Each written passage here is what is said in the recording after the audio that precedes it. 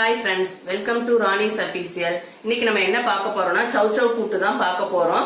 அதுக்கு தேவையான பொருட்கள் நான் இங்க எடுத்து வச்சிருக்கேன். வாங்க என்னென்னன்னு பார்க்கலாம். நான் சிறுபருப்புல கூட்டு வைப்பேன். இது சிறுபருப்பு, கடலைப்பருப்பு, துவரம்பருப்பு எதுல வேணாலும் நம்ம கூட்டு வச்சுக்கலாம். நான் சிறுபருப்பு எடுத்து வச்சிருக்கேன். சிறுபருப்பை எடுத்து அதை நல்லா அலசி எடுத்து வச்சிருக்கேன் குக்கர்ல. சௌசௌ கட் பண்ணி எடுத்து வச்சிருக்கேன் கழுவி. ஒரே ஒரு வெங்காயம் மட்டும் கட் பண்ணிக்கோங்க, பெரிய வெங்காயம். ஒரு சின்ன தக்காளி ஒன்னே 2 பச்சை மிளகாய், அவ்வளவுதான். இது வந்து நம்ம குக்கர்ல போட்டுக்கலாம். இதுக்கு வந்து மசாலா ஒன்று ப்ரிப்பேர் பண்ணியிருக்கேன். அது மசாலா என்னன்னா தேங்காய், நான் வந்து சிவப்பு பச்சை மிளகாய் போட்டிருக்கேன், சீரகம் கொஞ்சம் போட்டு நல்லா மையா அரைச்சி எடுத்து வச்சுக்கோங்க. இது எல்லாமே நம்ம இதுல கலந்துட போறோம். இப்ப நம்ம ஒன்னொன்னா சேர்த்துட்டு நான் காமிக்கிறேன். இப்ப வந்து நம்ம எல்லாமே குக்கர்ல ஆட் பண்ணியாச்சு. பருப்பு, நம்ம கட் பண்ணி வச்ச சௌசௌவு, தக்காளி, வெங்காயம், பச்சை மிளகாய், நம்ம அரைச்சி வச்ச மசாலா எல்லாமே இதுல ஆட் பண்ணியாச்சு. இதுல கொஞ்சமா நம்ம மஞ்சத்தூள் ஆட் பண்ணிக்கலாம். அவ்வளவுதான். நம்மளுக்கு தேவைக்கு தண்ணி சேர்த்துக்கோங்க. இது கூட்டுங்கிறதுனால கொஞ்சம் நம்ம கெட்டிமனாவே வச்சிருப்போம். உங்களுக்கு கொஞ்சமா லிக்விடா வேணும்னா நீங்க அதுக்கு தகுந்த மாதிரி தண்ணி சேர்த்துக்கோங்க. அவ்வளவுதான். தண்ணி சேர்த்து வேக வச்சு எடுத்துடலாம்.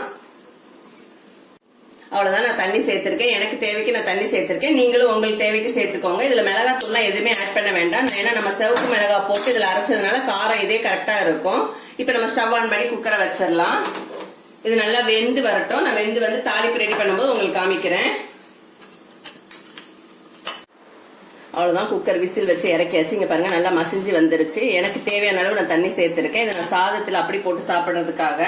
உங்களுக்கு எவ்வளவு தேவையோ அவ்வளவு தண்ணி சேர்த்தீங்கன்னா உங்களுக்கு திக்கா வேணா திக்கா வச்சுக்கலாம், இல்ல தண்ணியா வேணாலும் தண்ணியா வச்சுக்கலாம். இதுக்கு தாளிப்பு ரெடி பண்ணிடலாம். இப்ப நான் ஸ்டவ்ல கடாயை வச்சு எண்ணெய் சேர்த்திருக்கேன். இதுல கடுகு சேர்த்துக்கலாம்.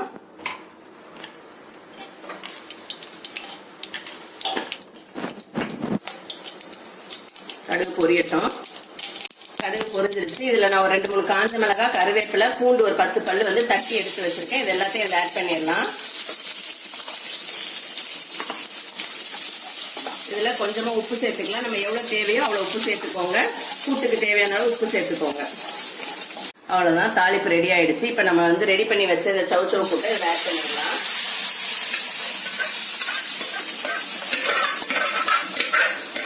அவ்வளவுதான். இது நல்லா கலந்து விட்டு ஒரு 2 நிமிஷம் ஸ்டவ்ல வச்சு இறக்கிட வேண்டியதான்.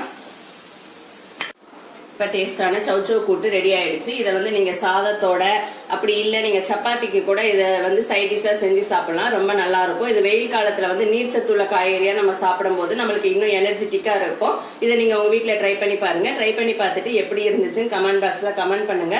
இந்த வீடியோ உங்களுக்கு பிடிச்சிருந்துச்சுன்னா லைக் பண்ணுங்க, ஷேர் பண்ணுங்க, கமெண்ட் பண்ணுங்க. மறக்காம ராணிஸ் அஃபீஷியலை சப்ஸ்கிரைப் பண்ணுங்க. அப்படியே பக்கத்துல உள்ள பெல் ஐக்கான கிளிக் பண்ணுங்க. அப்பதான் நான் வீடியோ போட்டோன்னே உங்களுக்கு நோட்டிபிகேஷன் வரும். நாளைக்கு வேற ஒரு வீடியோல நான் உங்களை சந்திக்கிறேன். அது வரைக்கும் உங்கள் ராணிஸ் அஃபீஷியல்.